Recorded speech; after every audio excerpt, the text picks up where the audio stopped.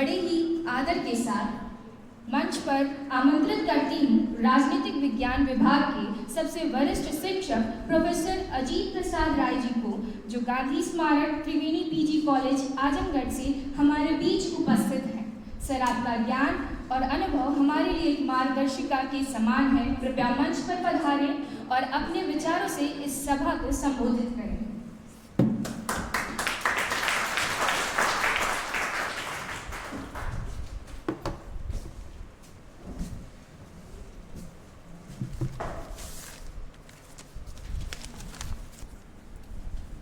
इसके पहले कि मैं अपनी बात शुरू करूं, आत्मनिर्भर भारत पहल जो है वो मुझे व्यवहारिक रूप से सफल दिखाई दे रहा है, क्योंकि इनागुरल सेशन में 2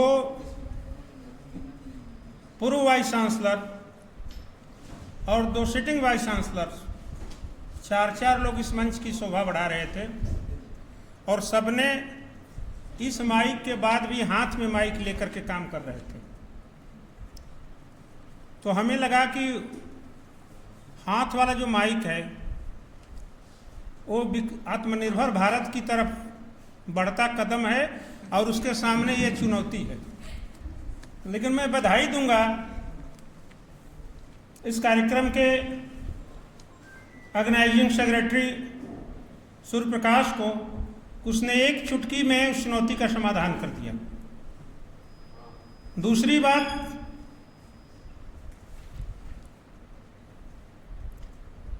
कि सीमित संसाधन में मैं अपने मंच पर बैठे सम्मानित साथियों को बताना चाहूँगा कि यह नवस्थापित विश्वविद्यालय है और सीमित संसाधनों में टीम सूर्य प्रकाश ने जिस तरह से इस सेमिनार का आयोजन किया है और सही अर्थों में वह राष्ट्रीय संदर्भ को प्रतिध्वनित करता है, उसके लिए सूर्य प्रकाश और उसकी पूरी टीम को मैं हृदय से बधाई देता हूं। और मुझे एक लाइन याद पड़ रही है कि इस नदी की धार से ठंडी हवा आती तो है, नाव जर्जर ही सही लहरों से टकराती तो है, एक चिंगारी कहीं से ढूंढ लाओ दोस्तों, इस दिए में तेल से भींगी हुई बाती तो है।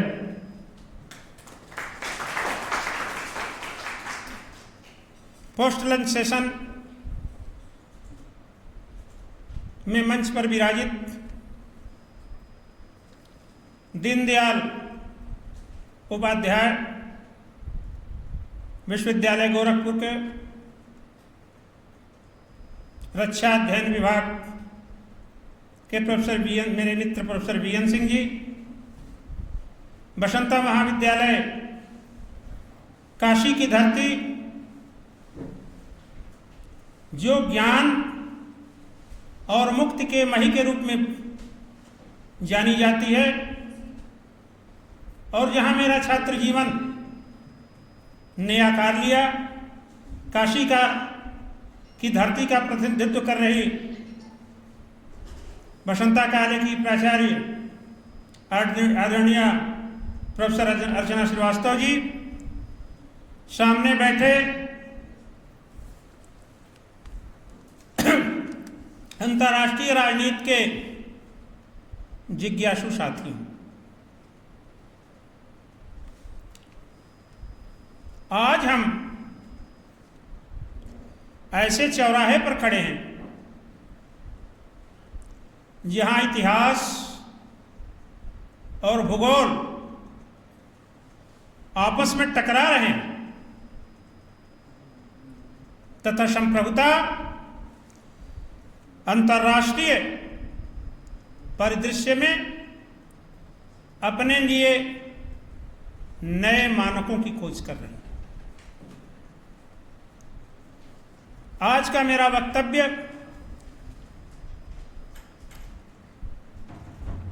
आत्मनिर्भर भारत पहल के अंतर्गत भारतीय विदेश नीति का विकास और चुनौतियां न केवल एक कूटनीतिक विश्लेषण है, अपितु नवोदित भारत की आत्मचेतना का घोषणा पत्र भी है।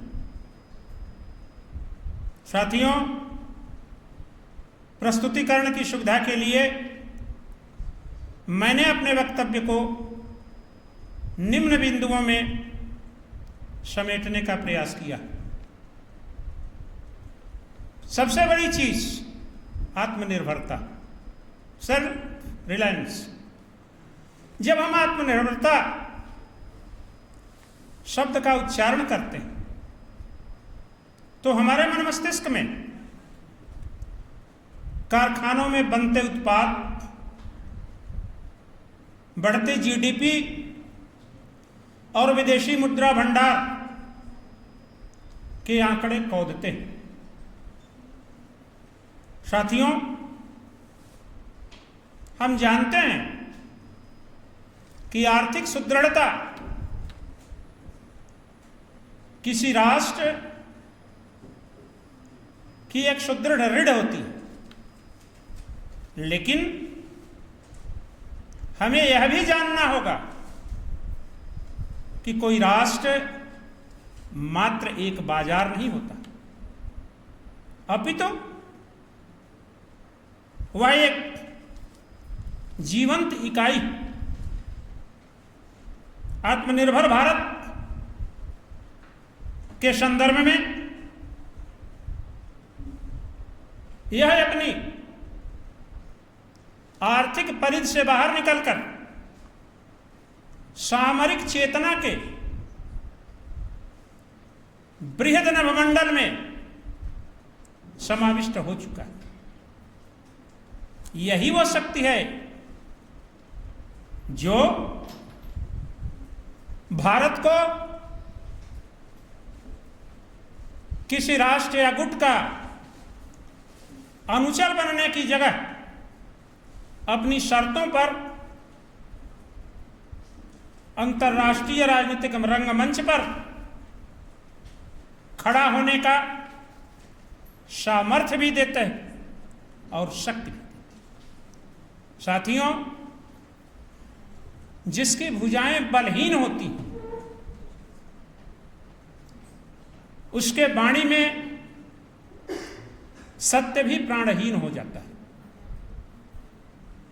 राष्ट्र की आत्म पहचान को जब तक वैश्विक स्वीकृति नहीं मिलती तब तक वह राष्ट्र केवल मानचित्रों की लकीरें बन के रह जाता है। आत्मनिर्भरता की तरफ बढ़ता हुआ भारत आज अपनी उसी राष्ट्रीय अस्मिता की अंतर्राष्ट्रीय स्वीकार्यता के लिए आगे बढ़ता हुआ परिलक्षित होता है। आत्मनिर्भर भारत की चर्चा जब हम अंतर्राष्ट्रीय संदर्भ में करते हैं तो यह केवल एक आर्थिक नारा नहीं बल्कि नींद से जगे उस सिंह का सिंहनाद है जो सदियों की गुलामी और दशकों की हिचकिचाहट का परित्याग कर आज अपनी नियत को खुद लिखने के लिए उद्यत हुआ है। समर शेष है, नहीं पाप का भागी केवल व्याध, जो तटस्थ है समय लिखेगा उसका भी अपराध। साथियों, दिनकर जी की यह पंक्ति समकालीन राजनीतिक परिदृश्य के लिए पूर्णतया प्रासंगिक नजर आती है। लेकिन आज हमारी विदेश नीति तटस्थ नहीं है, अपितु आत्म हित और विश्व मंगल को समर्पित भारत अपनी सामरिक स्वायत्तता के बल पर न केवल दुनिया के राजनीतिक रंगमंच पर जारी खेलों का स्वयं खिलाड़ी भी ही है, अपितु वह रूल मेकर भी है। आज भारत केवल प्रतिक्रिया ही नहीं देता, अपितु वह एजेंडा भी तय करता है। संप्रति दुनिया विखंडित नजर आती है। एक तरफ रूस यूक्रेन के मैदानों से बारूदी गंध आ रही है, जो शीत युद्ध की राख से उपजी चिंगारियों को हवा दे रही है। दूसरी तरफ ईरान, इजरायल और अमेरिका के बीच जारी रक्तरंजित संघर्ष से पश्चिम एशिया का नभमंडल जिस तरह धुएं से भर चुका है, उस धुएं ने आज शांति के सूरज को ढक लिया। साथियों, ऐसी स्थिति में भारत इन दो ध्रुवांतों के बीच खड़ा होकर अपनी निर्भरता को, अपनी आत्मनिर्भरता को अपना ढाल बनाता हुआ दिख रहा है। इन रक्तरंजित संघर्षों ने हमें यह बताया है कि जब ग्लोबल सप्लाई चेन बाधित होती है तो वही राष्ट्र अपनी प्रभुसत्ता का संरक्षण कर पाता है जिसकी सामरिक क्षमताएं उसके अपने हाथ में। साथियों, हजारों वर्ष पूर्व हमारी वैदिक ऋचाओं में ने दुनिया को यह बताया था कि सर्वम परवशम दुखम, सर्वम परवशम दुखम, सर्वमात्म वशम सुखम, एतद्विघात समासेना लक्षणम सुख दुख। अर्थात दूसरे के बस में रहना ही सबसे बड़ा दुख है और अपने वश में या स्वआश्रित ही सबसे बड़ा सुख है। अर्थात भारत की आत्मनिर्भरता किसी के विरुद्ध नहीं बल्कि अपने सुख और आत्मसम्मान को समर्पित। पश्चिम एशिया में जारी संकट के बीच भारत द्वारा अपनी शर्तों पर चाबहार पोर्ट का संचालन करना तथा अपनी रक्षा जरूरतों को पूरा करने के लिए ब्रह्मोस और तेजस पर दांव लगाना भारत की सामरिक स्वायत्तता का ज्वलंत उदाहरण है। और इस सामरिक स्वायत्तता ने हमारे अंदर वह नैतिक शक्ति दी है जिससे आप्लावित होकर हम वाशिंगटन के आंखों में आंखें मिला करके अपनी सुरक्षा जरूरतों पर बात करते हैं, तथा वहीं दूसरी तरफ मास्को के मंच पर खड़े होकर हम गर्व से कहते हैं कि यह युग युद्ध का नहीं है। इस अर्थ में हमारी सामरिक आत्मनिर्भरता किसी के विरुद्ध आक्रामकता नहीं, बल्कि वह अभेद्यता है जो भविष्य में आने वाली किसी भी वैश्विक दबावों से भारतीय कूटनीति की रक्षा के लिए एक अभेद कवच का काम करेंगे। भारत आज केवल उत्पादक कारखाना नहीं बनना चाहता, अपितु वह शक्ति का वह केंद्र बनना चाहता है जिसकी हाँ में विश्व कल्याण हो और जिसकी ना को कोई अनसुना करने की हिमाकत न कर सके। साथियों, हमारी विदेश नीति अब याचना नहीं, अधिकार की भाषा बोलती है। अब एक नए भारत का उदय हुआ है जो संकट के समय में दुनिया की तरफ नहीं देखता, बल्कि जब दुनिया संकटग्रस्त होती है तो वह भारत की तरफ देखती है। चाहे वैक्सीन मैत्री हो, खाद्य सुरक्षा हो या शांतिपूर्ण मध्यस्थता का मामला। आज का यह वक्तव्य इसी यात्रा का एक जीवंत वृत्तांत है कि कैसे एक प्राचीन संस्कृति आज एक अर्वाचीन शक्तिपुंज के रूप में स्वयं को पुनर्गठित कर रही है। कैसे आत्मनिर्भरता आज भारतीय कूटनीति के लिए नए व्याकरण का निर्माण करती हुई दिख रही है। साथियों, आत्मनिर्भरता आज हमारे लिए विकल्प नहीं बल्कि एक संकल्प है।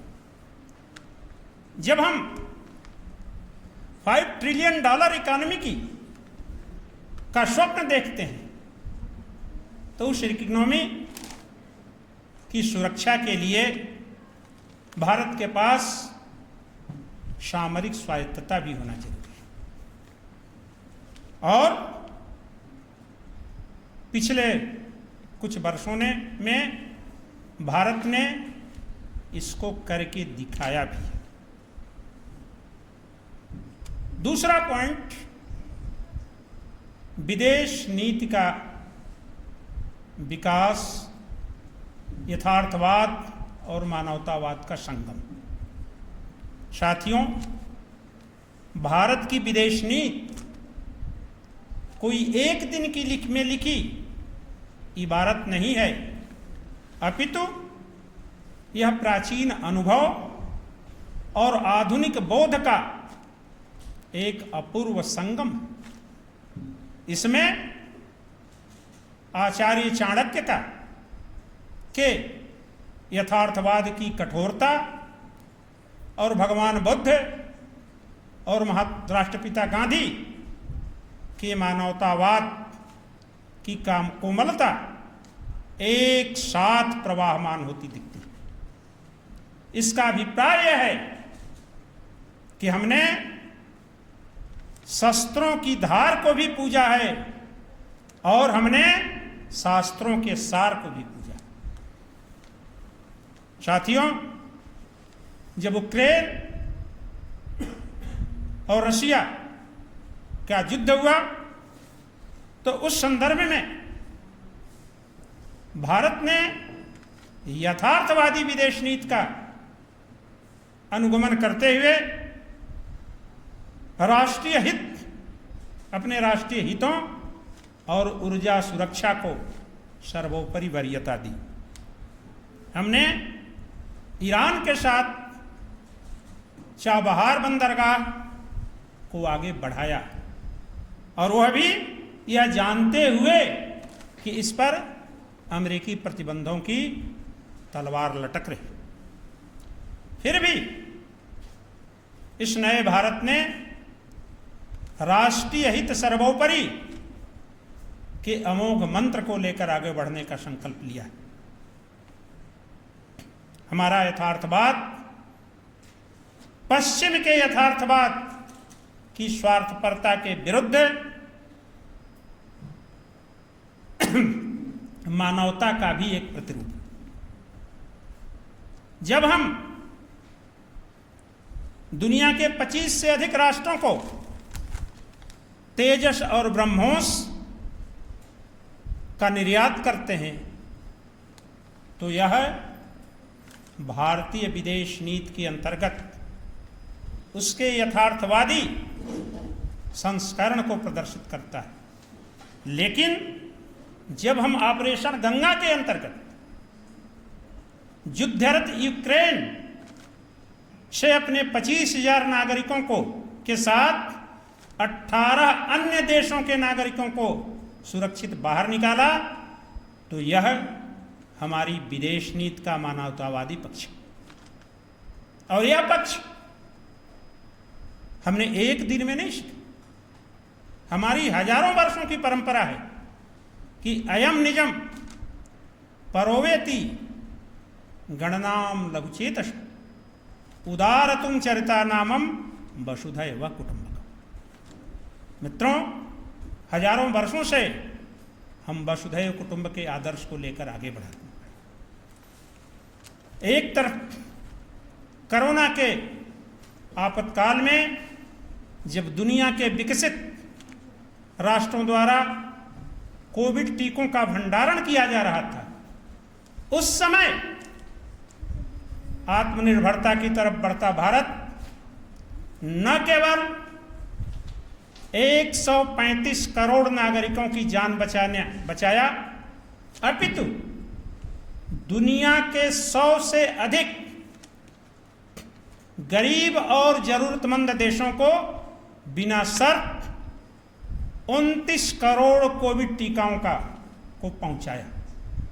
यह हमारी विदेश नीति का मानवतावाद। हमने दुनिया को सामने यह स्पष्ट कर दिया है कि नए भारत का उदय किसी के लिए भय नहीं अपितु भरोसा है। जब हम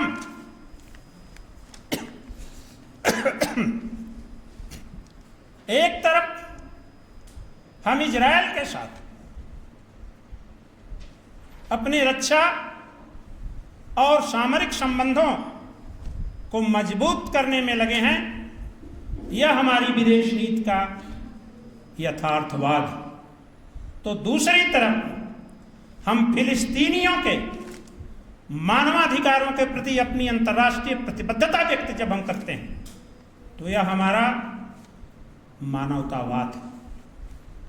हम अमेरिका के साथ क्वेत में रणनीतिक साझेदारी करते हैं और ठीक उसी समय हम रशिया और चाइना के साथ मल्टी पिलर वर्ल्ड की वकालत भी करते हैं। G20 के अंतर्गत हमने अफ्रीकी देशों को G20 की सदस्यता प्रदान करके हमने मानवतावादी दृष्टिकोण का परिचय दिया। इस प्रकार हमारे विदेश नीति के अंतर्गत यथार्थवाद का तत्व हमें शक्ति देता है और मानवतावाद हमें सम्मान देता है। साथियों, भारतीय विदेश नीति का आज विकास इस एहसास से जुड़ा है कि केवल केवल शक्ति से दुनिया नहीं जी सकती और न ही मात्र प्रवचनों से शांति का सूर्योदय होता है। शांति के लिए शक्ति और शक्ति के सदुपयोग के लिए भारतीय मूल्य अपरिहार्य।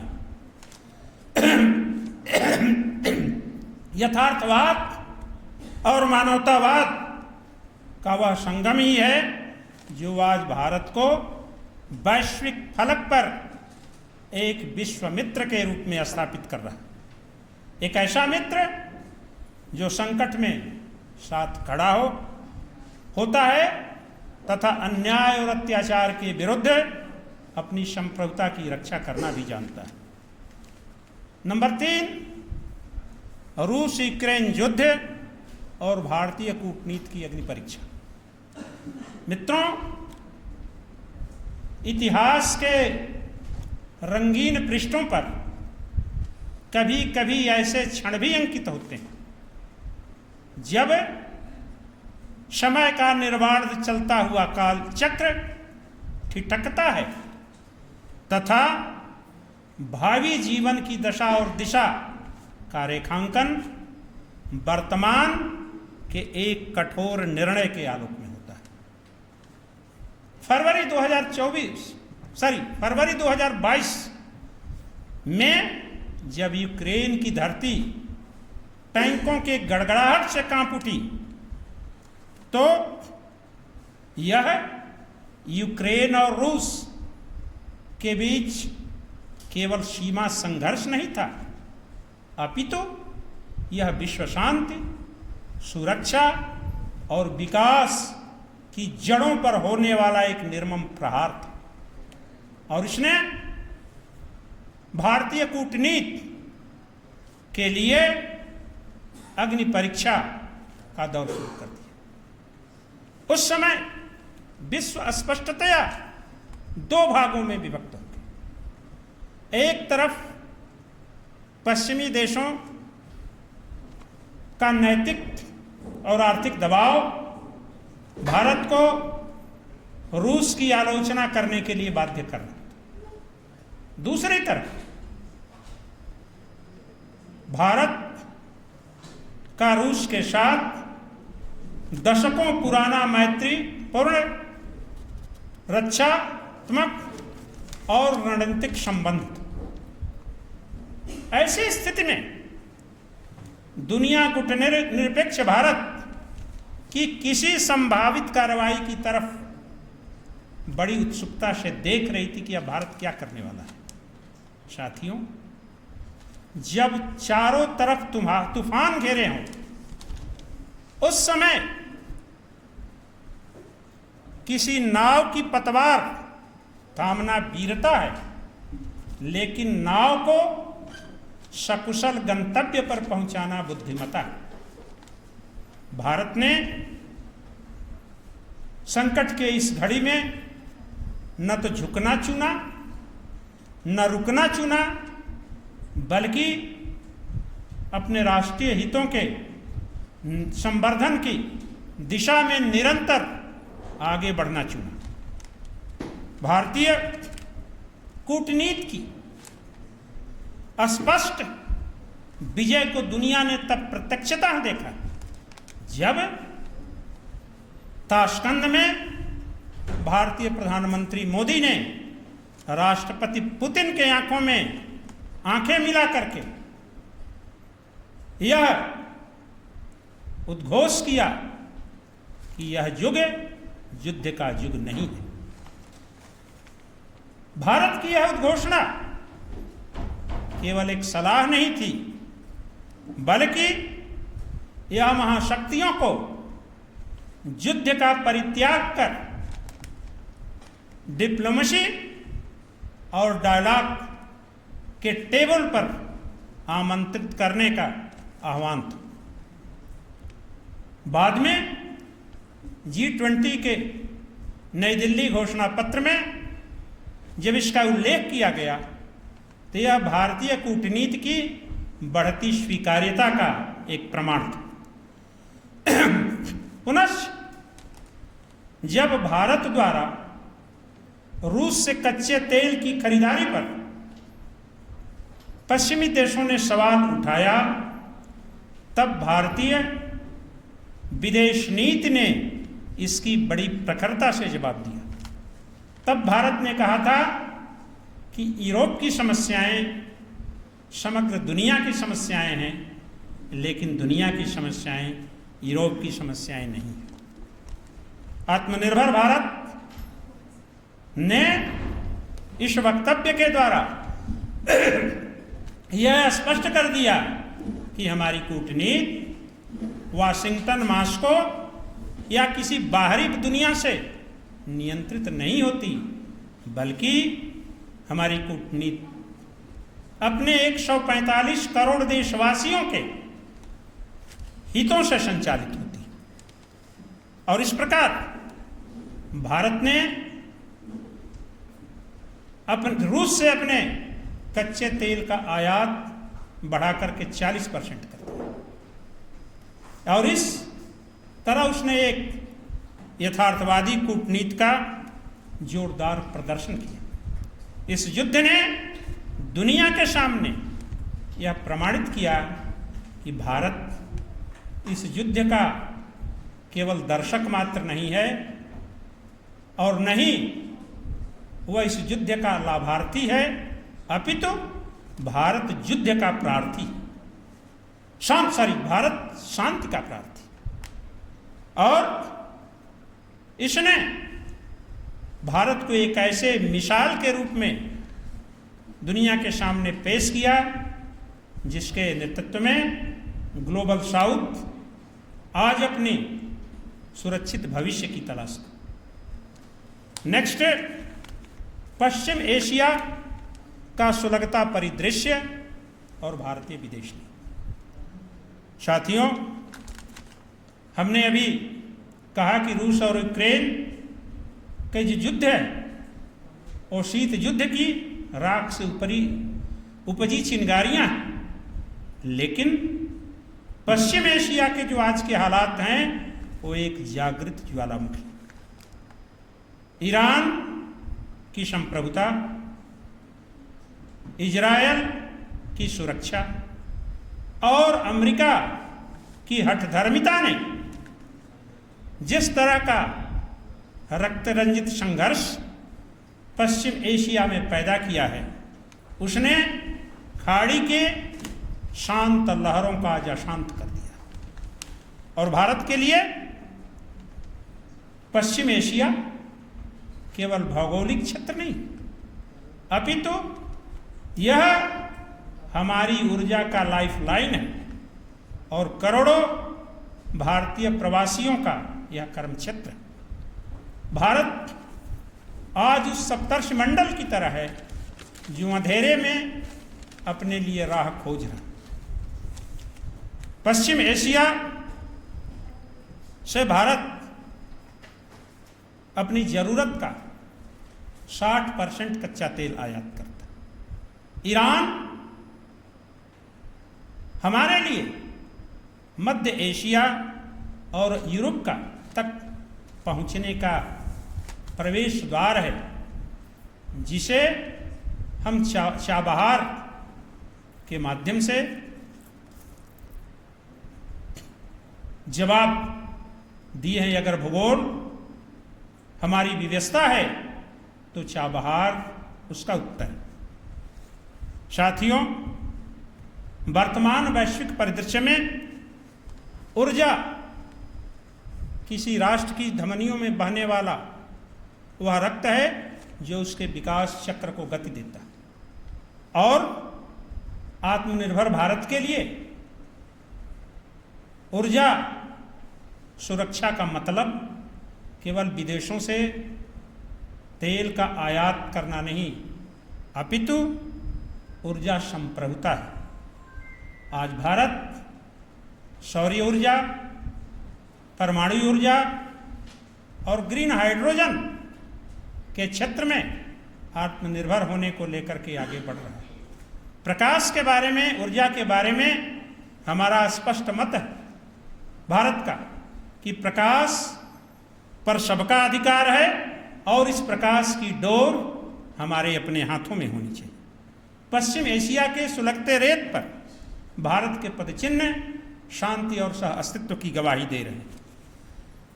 आज जब हम विदेश नीति के विकास की चर्चा भी ऑर्गेनाइजिंग कमेटी की तरफ से भाषण कंक्लूड करने का निर्देश दिया गया है, मंच की गरिमा होती है। मैं 5 मिनट में अपना वक्तव्य समाप्त करना हूँ। आज आत्मनिर्भर भारत के मार्ग में कुछ चुनौतियाँ भी हैं साथियों। किसी महान राष्ट्र की विकास यात्रा फूलों की सेज नहीं होती। भारत भी इसका अपवाद नहीं है। आत्मनिर्भर भारत के मार्ग में जो कतिपय चुनौतियां हैं वो हिमालय की चोटियों की तरह अटल तथा सागरीय तरंगों की तरह चंचल। और संक्षेप में जो पहली चुनौती है वह भारत चीन सीमा विवाद और चीन का रणनीतिक घेराव। हमारी सबसे बड़ी चुनौती अगर कोई है तो हमारे पड़ोस में भारत चीन सीमा विवाद केवल 2 देशों के बीच भूमि का विवाद नहीं है, अपितु यह 2 विचारधाराओं के बीच का संघर्ष। एक तरफ विस्तारवाद की अंतहीन भूख है तो दूसरी तरफ संप्रभुता की रक्षा का अटल संकल्प। भारत ने डेट ट्रैप डिप्लोमेसी और स्ट्रिंग ऑफ पर्ल्स के द्वारा पूरे दक्षिण एशिया के भूगोल को अशांत कर दिया। इसके प्रत्युत्तर में भारत ने पिछले कुछ वर्षों में चीन के बॉर्डर पर अपनी सैन्य उपस्थिति को 40% तक बढ़ाया है तथा सीमावर्ती इंफ्रास्ट्रक्चरल डेवलपमेंट के लिए हमने रिकॉर्ड 6,500 करोड़ का बजट बनाया है। दूसरा, तकनीक और रक्षा निर्भरता। आज भारत दुनिया का दूसरा सबसे बड़ा रक्षा आयातक। शिपरी रिपोर्ट ने वह बताया कि भारत अभी भी अपनी रक्षा जरूरतों का 40 से 45% बाहर से मंगाता है। यद्यपि हमने रक्षा क्षेत्र में स्वदेशी को स्थान दिया है, लेकिन आज भी हम क्रिटिकल टेक्नोलॉजी जैसे जेट इंजन और सेमीकंडक्टर के मामले में अभी भी हम बाहरी दुनिया पर निर्भर हैं। भारत सरकार ने 7,280 करोड़ का रेयर अर्थ और सेमीकंडक्टर फंड बनाया है जो भविष्य के साइबर युद्ध का प्रत्युत्तर। तीसरा, और जब तक हमारे सैनिकों के हाथों में विदेशी हथियार रहेंगे तब तक हमारी विदेश नीति कहीं न कहीं विदेशों की मुखापेक्षी रहेगी। इसलिए मेक इन इंडिया को आर्थिक उन्नयन के साथ साथ सामरिक स्वाभिमान का भी मंत्र बनाना होगा। मुझे यह बताते हुए प्रसन्नता हो रही है कि भारत ने 2024-25 में 1,54,000 करोड़ का रक्षा उत्पादन किया, जो पिछले 10 वर्षों में 25 गुना है। और इसमें से 38,424 करोड़ का हमने निर्यात किया है। आज हमारी ब्रह्मोस मिसाइलें और फिलीपींस की सागरीय तटों की रक्षा कर रही है। तेजस के लिए लाइन हमारे सामने लाइन लगी। इसके अलावा ऊर्जा की अनिश्चितता, बहुध्रुवीय विश्व में बैलेंसिंग एक्ट को परफॉर्म करने की चुनौती, वैश्विक मुद्रा संकट, कुछ ऐसी समस्याएं हैं जिससे भारत को निपटना होगा। अंत में समय की रेत पर अंकित पचिन्ह गवाह है कि भारत अब एक देश नहीं बल्कि एक विचारधारा बनता जा रहा है। आज आत्मनिर्भर भारत का अर्थ दुनिया से कटना नहीं बल्कि अपनी शर्तों पर दुनिया से जुड़ना है। आत्मनिर्भर भारत के लिए 3 तत्व अनिवार्य हैं और वह है नीतिगत स्थिरता, निजी क्षेत्रों का विश्वास और आम जनता का सहयोग।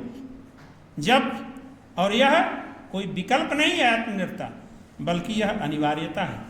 जब हमने चिप से सिप बनाने तक की प्रतिज्ञा करी है तो इस प्रतिज्ञा को पूरे करने का दायित्व केवल सरकार का नहीं है, अपितु एक एक भारतीयों का यह राष्ट्रीय संकल्प होना चाहिए। आइए हम भारत की इस विकास यात्रा में अपना भी योगदान समर्पित कर इसके प्रत्यक्षदर्शी गवाह बने। बहुत बहुत धन्यवाद।